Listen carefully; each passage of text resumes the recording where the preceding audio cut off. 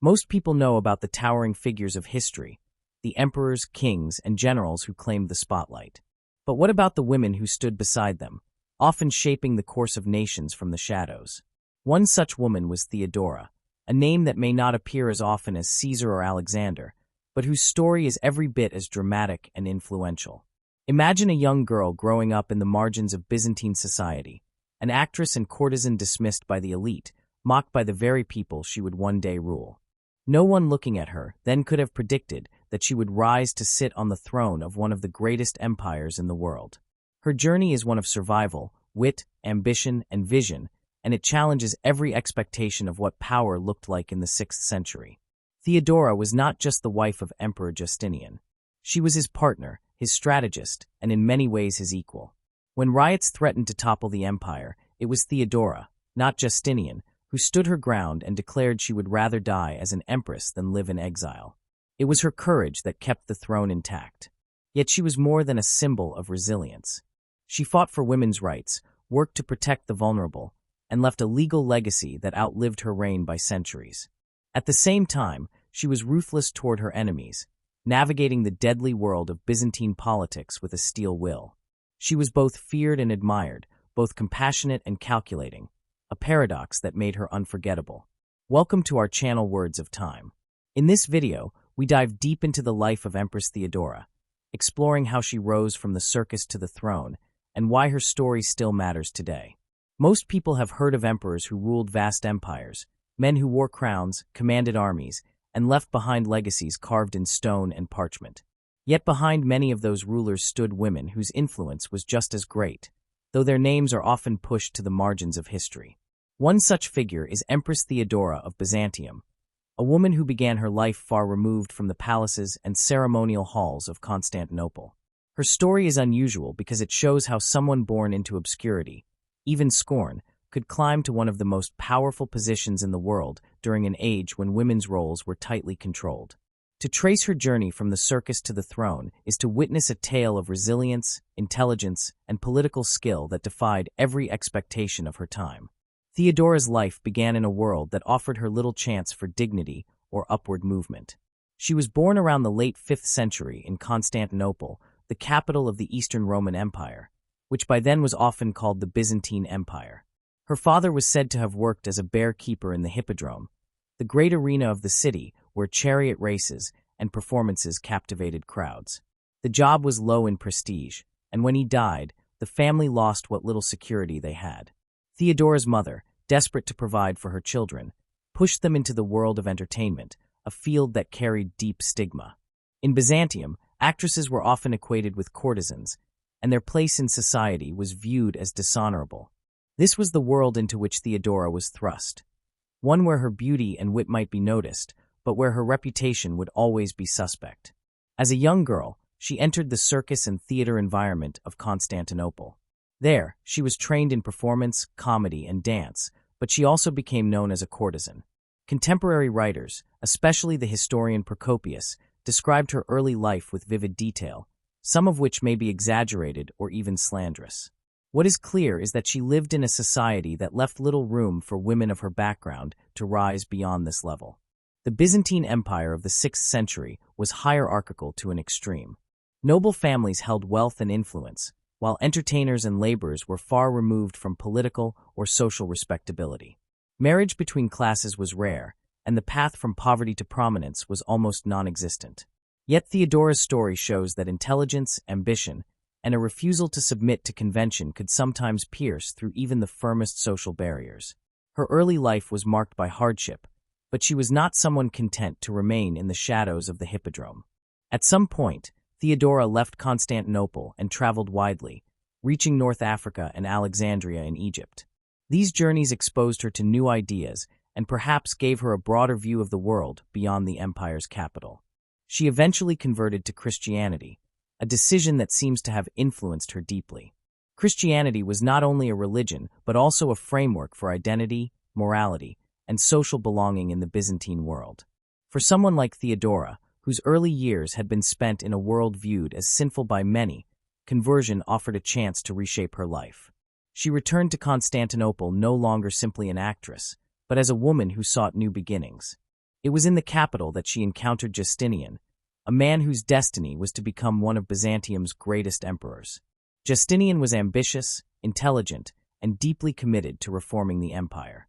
Though he was the nephew of Emperor Justin, he had not been born into wealth or nobility, which may explain why he was open to Theodora despite her background. The relationship between Justinian and Theodora defied custom. Byzantine law at the time prohibited men of senatorial or high rank from marrying actresses or courtesans. Justinian, however, was not deterred. He admired her intelligence, wit, and sharp political insight. Their bond grew so strong that Emperor Justin passed a special law that allowed Justinian to marry her, removing the restriction on unions with women of her background. This was extraordinary, not only because it allowed their marriage, but because it symbolized how Justinian and Theodora together would reshape tradition to fit their vision. When Justinian became emperor in the year 527, Theodora was crowned alongside him as empress. This marked a moment of staggering transformation.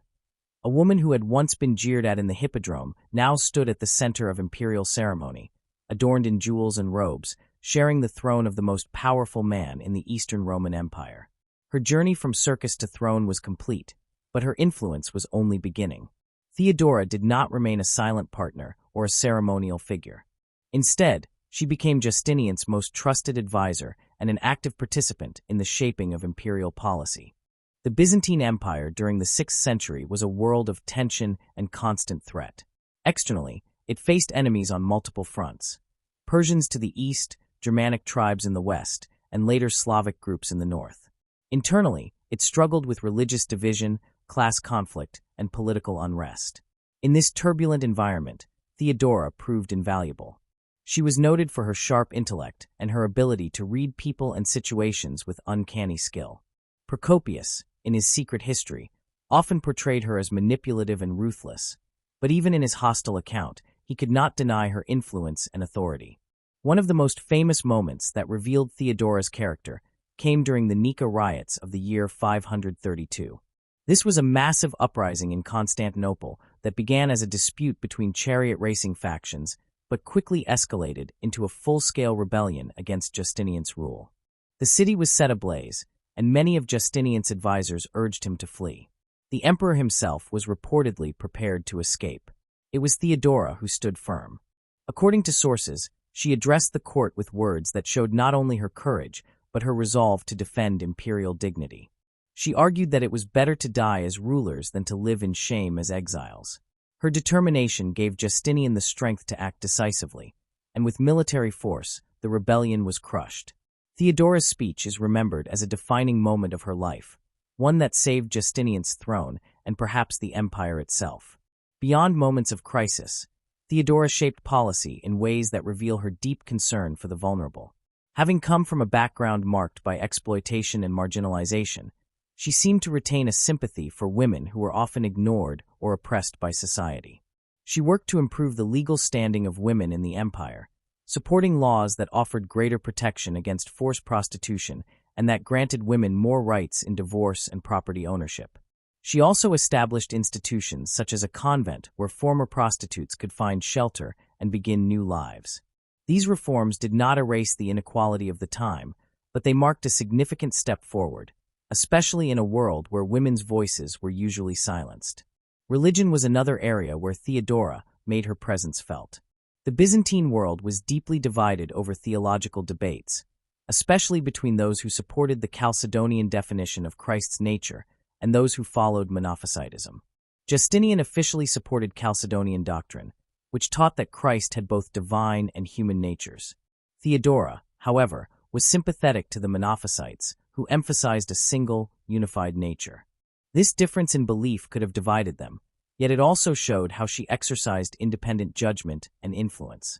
She used her position to protect Monophysite leaders, offering them refuge and support when they were persecuted. In doing so, she ensured that their voice remained present in the religious debates of the empire. This independent streak made her both admired and criticized, but it underscored her role as more than a silent consort. Theodora's influence extended into foreign policy as well. She was known to correspond with foreign rulers and envoys, and her presence in negotiations was not symbolic but substantive. Unlike many imperial women who remained confined to ceremonial functions, Theodora sat in councils, received ambassadors, and made decisions that shaped the course of the empire. Her sharpness of mind and her refusal to be overshadowed by the men around her made her an unusual figure in the political life of Byzantium. Life in the imperial court, however, was never free of intrigue, jealousy, and rivalry. Theodora faced hostility from many in the aristocracy who never forgot her origins. They saw her as an outsider who had risen above her station, and they resented her influence over Justinian. Yet she managed to maintain her position, often outmaneuvering those who tried to undermine her. Her resilience in the face of such constant opposition speaks to her remarkable willpower and ability to adapt. Despite her strength and accomplishments, Theodora's life was not long. She died in the year 548, at around 48 years of age, likely from cancer. Justinian was devastated by her death and never remarried. For the rest of his reign, he continued many of the policies they had championed together, and he kept her memory alive in the monuments they built. Perhaps the most striking testament to her legacy is the mosaics of the Church of San Vitale in Ravenna, Italy. In these glittering artworks, Theodora is depicted in regal splendor, holding a chalice, surrounded by attendants. The image conveys not only her role as empress, but also her enduring presence in the imagination of the empire. Theodora's life, when viewed in full, is a story of contradiction and triumph. She began in a world that dismissed her as little more than entertainment, an object to be used and forgotten. Yet she transformed herself into one of the most powerful women of her time, shaping policies that touched thousands of lives and standing firm in moments that could have destroyed the empire. Her journey reflects both the rigid boundaries of Byzantine society and the rare moments when those boundaries could be breached through willpower, intelligence, and circumstance. The society of the 6th century Byzantine Empire was not designed to allow women like Theodora to rise. It was a world structured by class, gender, and tradition. Women were often expected to live quietly, confined to the private sphere, and their public presence was tightly controlled. Entertainers, particularly actresses, were viewed with scorn, and their profession was seen as incompatible with honor or respectability. Theodora's ascent thus defied every norm. Her story challenges the assumption that history is only shaped by men of noble birth. It shows that even in a rigid world, the force of personality and determination could carve a path to power. Her story also reveals the complexity of women's influence in history. Theodora did not hold armies or crowns in her own name, but her voice shaped decisions at the highest levels of government. She used her position to advocate for reforms that improved the lives of marginalized women, to defend her empire during rebellion, and to assert independence in matters of faith. These contributions make her not simply a partner to Justinian, but a ruler in her own right, though history often struggles to give women such recognition. In remembering Theodora, one must also acknowledge how her story has been told. Much of what we know comes from Procopius, whose works present both admiration and scorn. In his official writings, he portrayed her as a wise and capable empress. In his secret history, written in bitterness, he described her in the harshest terms, accusing her of cruelty and immorality. The truth lies somewhere between these extremes. What remains undeniable is that she mattered, and her presence in the Byzantine world cannot be dismissed. She was a woman who began with nothing, endured shame and hardship, yet rose to a position that allowed her to shape one of the greatest empires in history. From the circus to the throne, Theodora's life remains one of the most extraordinary stories of transformation. She reminds us that history is not only the story of generals and kings, but also of women who, against all odds, broke through barriers and left their mark on the world. Her ascent shows that power does not always come from birth or tradition. Sometimes it is forged through resilience, intelligence, and the refusal to accept the limits imposed by society. The story of Theodora does not end with her improbable rise from the world of the circus to the dazzling throne of Byzantium. If that were the sum of her tale, she would already stand as one of the most remarkable women of her age. Yet her true distinction lies not only in where she began and where she ended, but in what she did with the power she attained. To speak of the reign of Emperor Justinian without recognizing Theodora's presence is to tell only half the story. For the empire of the 6th century was as much shaped by her voice and vision as by his laws and conquests. Together, they formed a dynamic partnership, one that guided the Byzantine Empire through some of its brightest moments and darkest crises. It is here, beyond the emperor, that Theodora's strategic brilliance becomes most clear.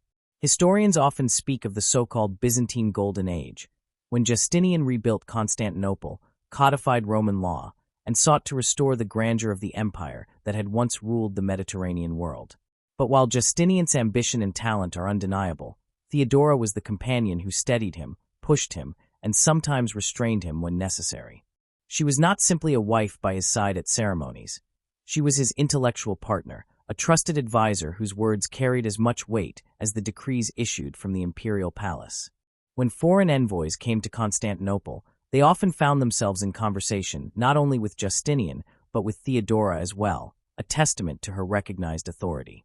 In an age where few women were permitted to participate openly in politics, she broke precedent by shaping decisions from within the heart of the empire. Nowhere is Theodora's role more vividly displayed than in the events of the Nika Riots. These riots erupted in the year 532, and they quickly escalated from a dispute between rival chariot factions into a full-scale rebellion against imperial authority. For nearly a week, Constantinople descended into chaos. Fires consumed great parts of the city, including the old church of Hagia Sophia, while mobs shouted for Justinian's removal. The emperor, faced with the collapse of order, considered fleeing the capital.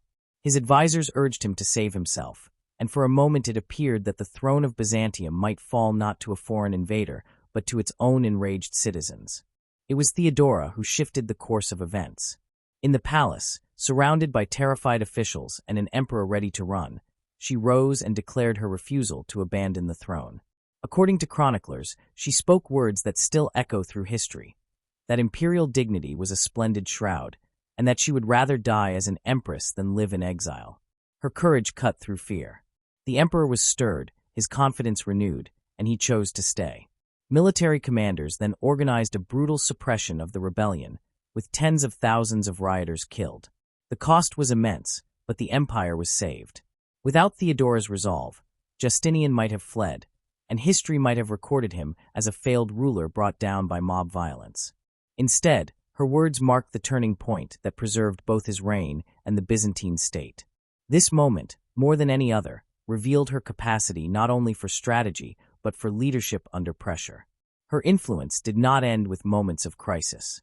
Theodora left a lasting mark on the empire through the legislation she inspired and supported.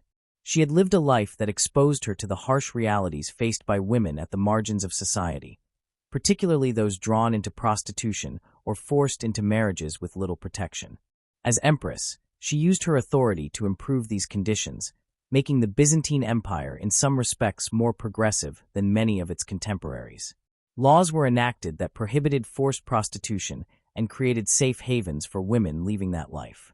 Theodora sponsored the building of the Metanoia, a refuge for former prostitutes, where they could receive shelter, food, and the chance to begin again without the constant threat of exploitation. She also influenced reforms that granted women greater rights in divorce cases, allowing them to leave marriages where abuse or neglect prevailed. These laws recognized women not as mere extensions of their husbands, but as individuals entitled to protection and respect. Beyond the protection of the vulnerable, Theodora pressed for legal recognition of women's rights in property ownership. Byzantine law, thanks in part to her advocacy, gave women the ability to inherit and manage property more securely, helping to safeguard widows and orphans from predatory relatives. Such reforms may not have transformed society overnight, but they planted the seeds for a greater recognition of women's dignity within the Byzantine legal system. In a world where women were often voiceless, Theodora not only found her own voice but ensured that the law carried some echo of it for others who had none. Her concern for justice did not always align neatly with Justinian's grand ambitions. He was preoccupied with expanding the empire, codifying law, and asserting religious orthodoxy. Theodora, however, seemed to focus more on the lived realities of those who had little power. Together, they balanced each other, and it is this balance that helps explain why their reign achieved so much. Theodora's insight into human nature and her empathy for the oppressed complemented Justinian's more structural and institutional focus. This partnership was rare in its equality, and it reveals why Theodora cannot simply be remembered as a background figure. She was central to the very shape of Justinian's reforms. Even in matters of faith, Theodora proved both strategic and independent. The religious landscape of the 6th century Byzantine world was bitterly divided, with theological disputes sparking conflicts that threatened unity as much as external enemies did. While Justinian aligned himself with the Chalcedonian definition that Christ was both fully divine and fully human, Theodora supported the Monophysite position, which emphasized the unity of Christ's nature. This could have caused irreparable tension between them, yet instead it revealed the complexity of their partnership. Theodora used her influence to protect Monophysite leaders, offering them shelter and ensuring that their perspective was not silenced. By doing so, she preserved a measure of religious pluralism within the empire and prevented alienation of communities that might otherwise have turned against Constantinople. It is significant that she could hold a theological stance different from her husband's and still wield authority, for it shows the respect he had for her and the independence she claimed for herself. Theodora's legacy as a lawgiver and protector of women, as a strategist in moments of crisis, and as a political partner equal to the emperor himself, makes her one of the most remarkable figures in Byzantine history. But it is important to recognize that her story is not simply one of triumph. It is also one of tension and struggle. She faced constant hostility from the aristocracy, who never forgot her origins. Her reforms were sometimes resisted, her influence often resented, and her motives questioned. The historian Procopius, in his so-called secret history, painted her in the darkest colors, accusing her of cruelty, greed, and manipulation. Whether or not his account was fair, it reflects how deeply she unsettled the male-dominated structures of her time. A woman who refused to stay silent, who demanded a role in governance, and who shaped policy at the highest level was bound to provoke suspicion and slander. Yet even those hostile voices confirm her importance, for if she had been insignificant, they would not have taken such pains to tarnish her name. To look at Theodora's strategic brilliance is also to recognize her human side. She was not a flawless heroine, but a woman who wielded immense power in a world that often despised women who stepped beyond traditional roles. She made choices that sometimes cost lives, as in the crushing of the Nika Riots, and she held convictions that placed her at odds with much of the empire's elite. Yet her decisions were always grounded in a keen awareness of power and the necessity of protecting the throne, the empire, and those who depended on its stability. Her brilliance lay not in pursuing perfection, but in surviving and thriving within a hostile system, and in bending that system to achieve reforms that outlasted her. When she died in the year 548, at the age of about 48, her absence left a gap that Justinian never filled. He continued to rule for many more years, but those who knew the court recognized that something essential was missing. The empress who had once stood firm when all others faltered, who had pressed for laws to protect the powerless, and who had held her own in theological debate, was gone. Yet she remained present in memory and image. The mosaics of San Vitale in Ravenna capture her still, clothed in imperial majesty, flanked by attendants, a chalice in her hands. There she stands as more than a consort, as a sovereign presence in her own right. Her story, when placed beside Justinian's, complicates the usual narrative of empires and their rulers. It reminds us that power is not always held by the one whose name appears on the decree or the monument. Sometimes it is shared, whispered, argued, and decided in the private chambers of palaces, where two minds wrestle with choices that shape millions of lives. Theodora was such a mind, and without her, the Byzantine Golden Age would have been far less golden. She is a reminder that behind every crown, there may stand not only a consort, but a partner whose brilliance changes the course of history. Theodora's ascent from circus performer to empress was already improbable, but her ability to wield power effectively once she reached the throne was even more extraordinary. She was not satisfied with the trappings of status. She used her position as a platform for action, for reform, for defiance when necessary, and for courage in the face of fear. She understood that the role of empress was not only symbolic but practical, and she seized it fully. In doing so, she left behind a legacy that challenges us to reconsider how we define power, leadership, and influence.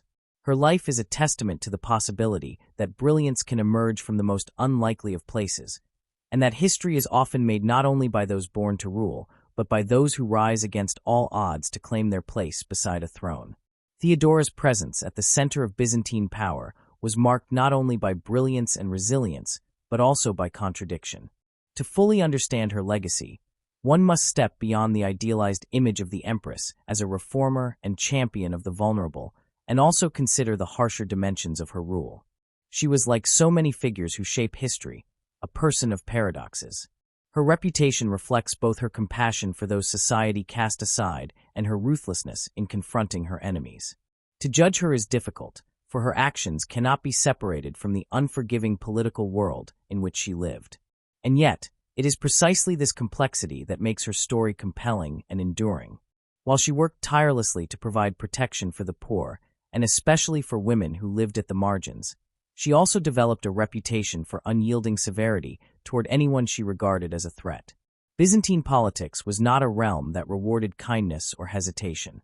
The court was a web of rivalries, conspiracies, and shifting loyalties, where failure to act decisively could mean exile, humiliation, or death. Theodora understood this world better than most, perhaps because she had been underestimated for so much of her life.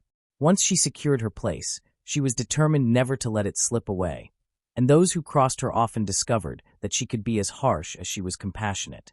The historian Procopius, in his notorious Secret History, went to great lengths to portray Theodora as cruel and vindictive. He accused her of persecuting enemies without mercy and of enjoying their downfall. Many of these accounts are colored by Procopius's hostility and may be exaggerated. Yet even allowing for bias, there is evidence that Theodora could indeed be ruthless.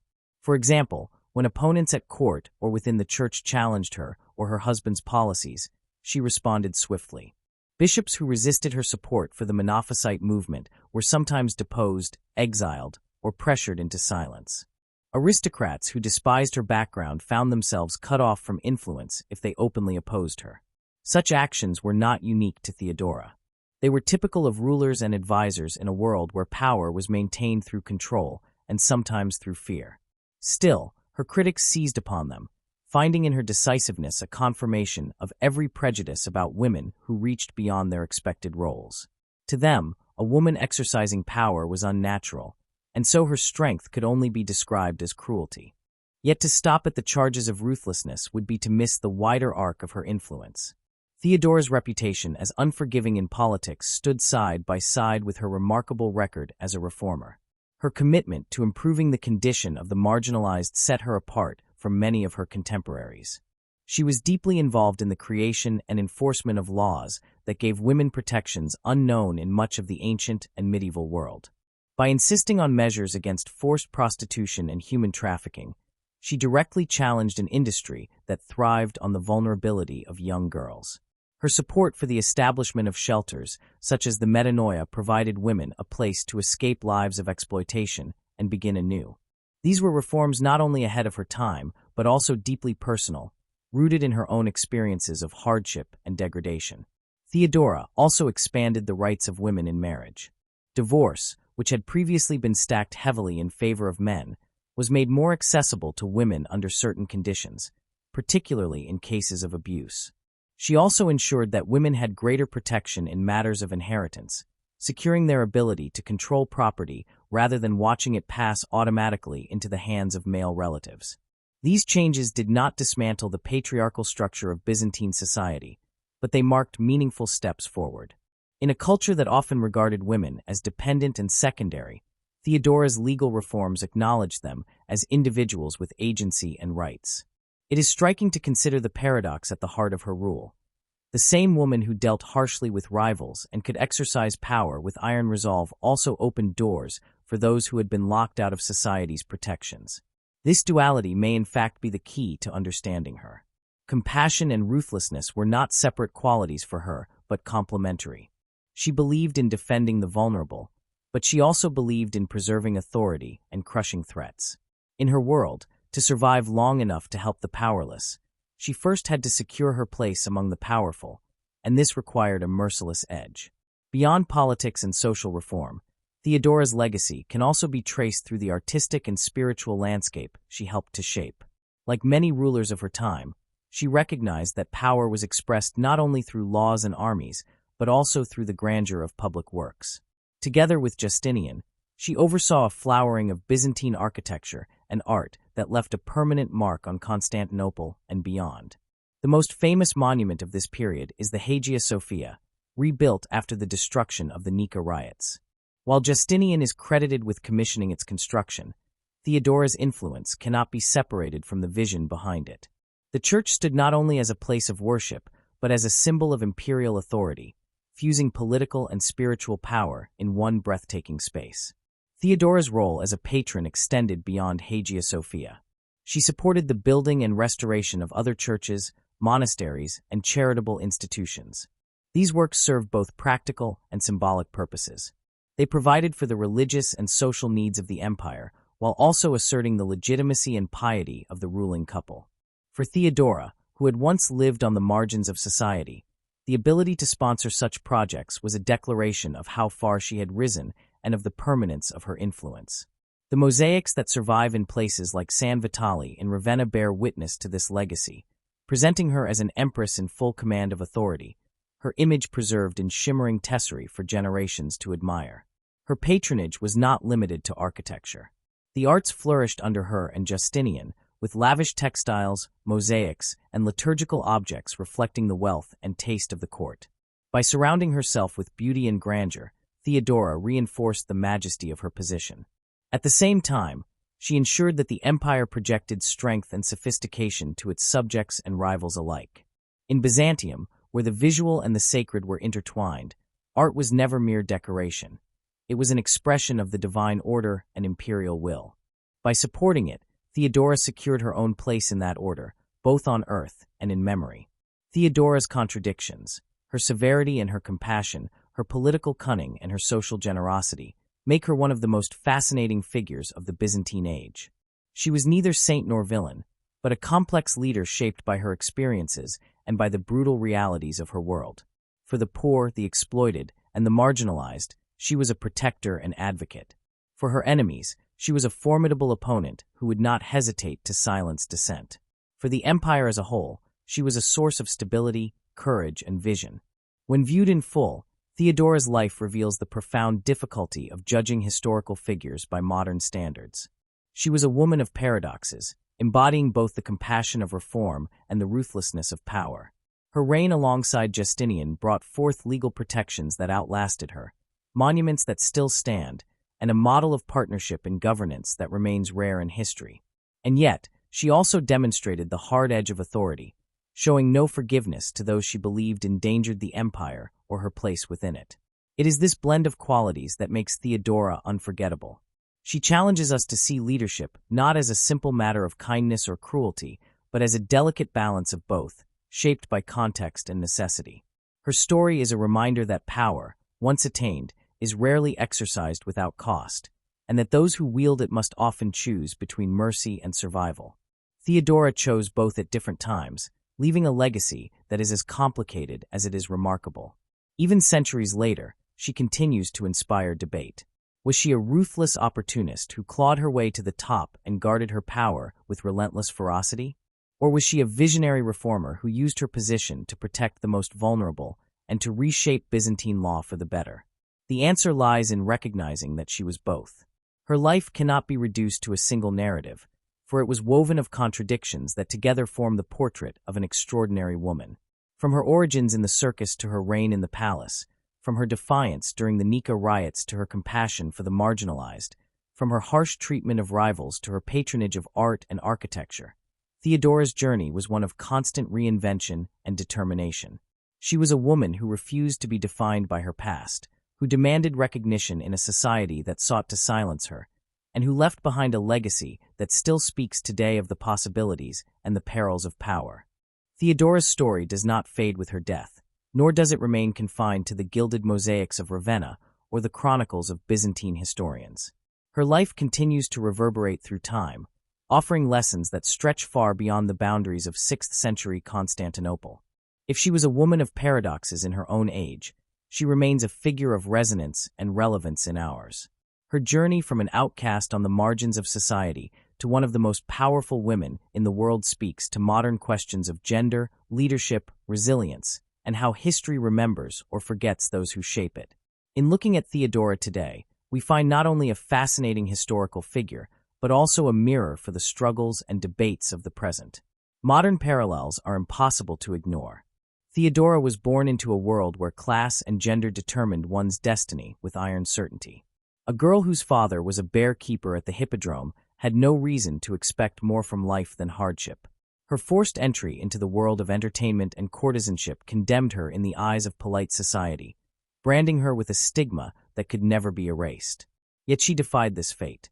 By intelligence, boldness, and sheer will, she rose to a position not only of status but of influence. This trajectory resonates today because it mirrors the stories of countless individuals who begin from marginalized or disadvantaged circumstances, yet fight their way into positions of power. The idea that one can emerge from obscurity and overcome entrenched prejudice is still central to modern discussions of social mobility and gender equality. Theodora's rise also speaks to ongoing conversations about women in leadership.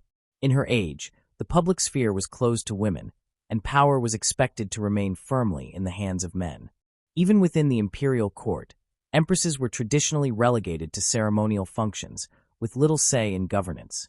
Theodora broke this model. She entered councils, advised on law, made her views known in theological debates, and shared her husband's throne as a true partner. She demonstrated that leadership was not limited to those society deemed worthy, but could be claimed by those who proved themselves capable. Today, when debates about representation in politics, business, and culture continue, her story resonates as a reminder that the barriers women face are not new but deeply rooted, and that breaking them requires both resilience and opportunity. Her story also reflects the enduring reality that power is not always about titles or visible control. Theodora challenges our conventional understanding of leadership, showing how influence can be wielded strategically even from positions that appear secondary. She was formally the empress consort, but her influence often guided Justinian's hand. The famous example of the Nika Riots makes this clear. Justinian, crowned and robed, hesitated and considered flight, while Theodora, lacking the formal authority of emperor, steadied the empire with her resolve. Her words altered the course of events more decisively than the emperor's initial instincts. This moment illustrates what might be called unseen power, a form of leadership that is exercised not always by issuing orders, but by shaping decisions, providing counsel, and offering courage when others falter. In today's world, where leadership is often equated with visibility and dominance, Theodora's example is a corrective. True power does not always reside in the one who speaks the loudest or occupies the highest office. It may belong instead to those who influence choices, build resilience in others, and change systems from within.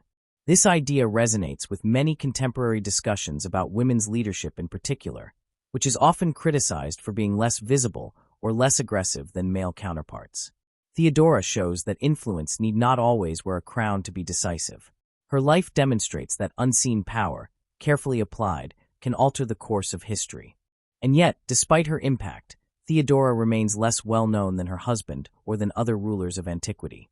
This raises the question of why figures like her are so often sidelined in the narratives that shape our understanding of history. Part of the reason lies in the biases of the sources. Historians of her age, almost without exception, were men who viewed women in politics with suspicion. Procopius's Secret History provides perhaps the clearest example. Written with bitterness, it portrays Theodora as cruel, lustful, and manipulative. While this text is often treated with skepticism today, it had the effect of coloring perceptions of her for centuries. By focusing on scandal and invective, it obscured the real contributions she made to law, society, and governance. Another reason lies in the broader tendency of historical writing to privilege male rulers and military achievements over social reform or partnership in leadership. Justinian's legal codification, his military reconquests, and his architectural monuments have long been studied as cornerstones of the Byzantine Golden Age. Theodora's reforms, by contrast, which focused on the rights of women, protections for the poor, and theological disputes, were easier to dismiss in traditional histories that prized conquest and empire building above social justice. Thus, she became a figure often mentioned in passing, remembered as Justinian's wife rather than as a leader in her own right. The tendency to forget women like Theodora prompts us to consider how history is constructed and whose stories are told. If she had been a man who rose from obscurity, saved the throne during riots, influenced legislation, and reshaped social policy, she might have been celebrated as a hero of the empire. As a woman, her accomplishments were filtered through suspicion and bias, remembered less for their significance than for the scandal attached to her early life. This forgetting is not accidental but systemic, reflecting a pattern in which female leaders are written out of history or diminished by slander. To revisit Theodora's story, then, is to challenge these narratives and to ask who else has been silenced or overlooked. Theodora matters today because she forces us to confront these questions. Her life challenges us to expand our definition of leadership, to recognize the role of unseen power, and to re-examine the biases that shape historical memory. She reminds us that greatness does not always come from traditional paths, that resilience can emerge from hardship, and that those once dismissed as outsiders may shape the future more decisively than those born into privilege. In this sense, Theodora's story is not only history but also inspiration. For women striving to claim space in leadership today, her life offers both caution and hope. It warns of the hostility that can greet those who defy expectations, the slander that often attaches itself to ambitious women, and the ruthlessness sometimes required to survive in systems built to exclude them. But it also offers hope that such obstacles can be overcome, that influence can be exercised even when official power is denied, and that legacies can endure despite attempts to erase them. Theodora's echoes reach into broader debates about justice and reform as well. Her insistence on protecting the vulnerable and granting dignity to those cast aside remains relevant in societies still struggling with inequality. The laws she championed for women's rights, though modest by modern standards, set precedents that point to the possibility of change even within rigid systems. They remind us that progress often comes not in sudden revolutions, but in incremental steps, pushed forward by individuals who see the world differently because they have lived its injustices. And her patronage of art and architecture resonates too, for it shows how power can leave traces not only in politics but in beauty and culture. The mosaics that depict her in San Vitale, the churches she helped build, the shelters she established. These are echoes of her presence that still speak today. They testify that influence is not only written in laws or victories, but also in the spaces where people live, worship, and remember. Theodora, then, remains far more than a figure of distant history. She is a reminder of what is possible when determination meets opportunity, when intelligence meets resilience, and when influence is claimed even against the odds. Her story asks us to reconsider how we define leadership, who we choose to remember, and how we honor those whose power has long been hidden in the shadows of more celebrated names. She began as a girl marked by poverty and shame, an entertainer in a world that scorned entertainers. She rose to become an empress whose words saved a throne, whose reforms changed lives, and whose image still shines in glass and stone. She was ruthless and compassionate, feared and admired, vilified and celebrated. She was a paradox, and in that paradox lies her greatness. To study Theodora today is to confront our own assumptions about power, gender, and history. It is to ask not only who shaped the past, but who continues to shape the way we remember it. Theodora's echoes call us to listen more closely, to question the silences in our histories, and to recognize the unseen powers that continue to guide our present. In that sense, her story is not finished. It lives on, challenging and inspiring, reminding us that those who rise from the margins often leave the deepest marks on the world. Theodora's echoes stretch into the present, but her story does not simply linger as a faint reminder of a woman who once shared the throne of Byzantium. It has become a focal point in a larger reevaluation of history itself, a movement that seeks to recover voices lost or silenced, to restore names that were pushed to the margins, and to give credit where it was deliberately withheld. For centuries, the narrative of the past has been dominated by the exploits of emperors, generals, and statesmen, with women often appearing only in supporting roles, their influence reduced or dismissed. Yet as more scholars and readers revisit these stories, they uncover the contributions of women whose power shaped events no less than their male counterparts. Theodora is a prime example of why this work matters, for her life encapsulates both the achievements that demand recognition and the biases that conspired to obscure them. The reevaluation of figures like Theodora has grown stronger as society increasingly questions who gets remembered and who is forgotten. Traditional histories often repeated the voices of elite male chroniclers, whose prejudices defined reputations for generations. Procopius, whose secret history painted Theodora in lurid and scandalous tones, influenced how she was viewed for centuries, reducing her to a caricature of cruelty and debauchery. But modern historians, re-examining not only his writings, but also the laws enacted under her influence, the institutions she supported, and the monuments that preserve her image, paint a far more complex and compelling picture.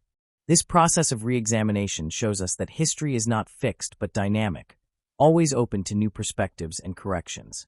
Theodora's rehabilitation from scandalous courtesan to visionary empress reflects this wider trend of reclaiming narratives, ensuring that female figures are not erased simply because their power made their male contemporaries uneasy.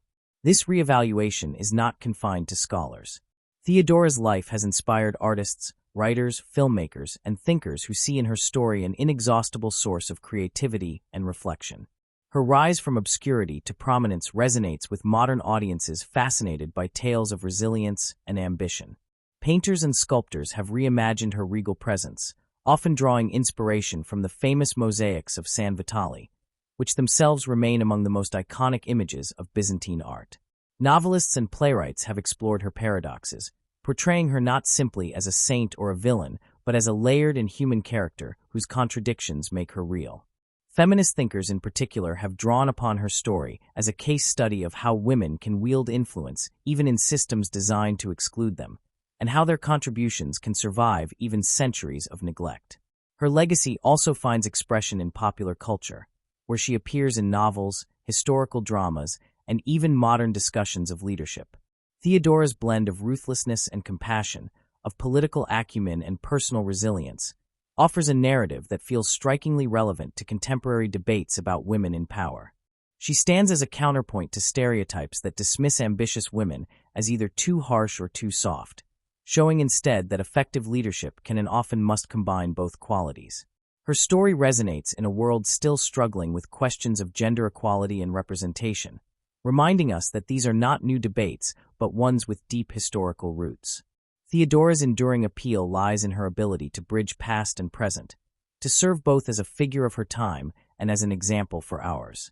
In reclaiming her narrative, we are called to a larger task: to seek out the forgotten histories that lie hidden behind the dominant voices of the past. Theodora's story is not unique in being sidelined. Countless women, as well as marginalized men, have been written out of history or reduced to stereotypes.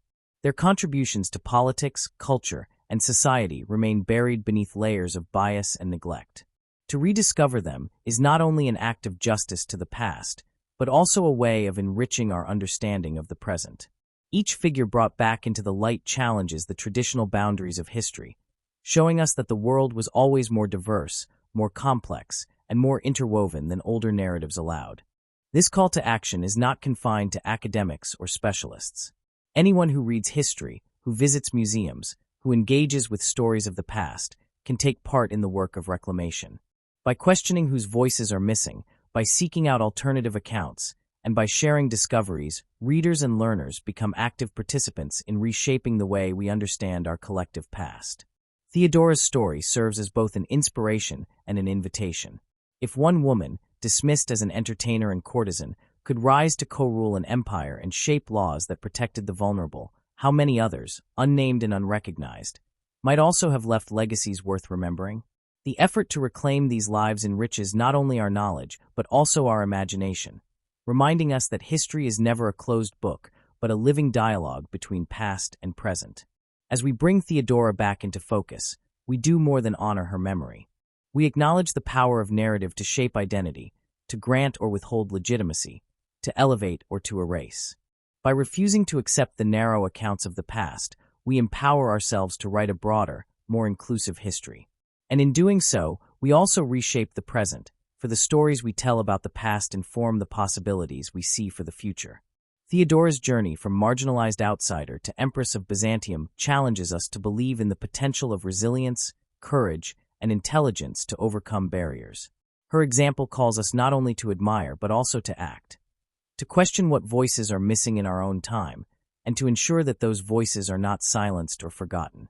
Theodora's narrative, once reclaimed, does not belong only to historians or Byzantinists.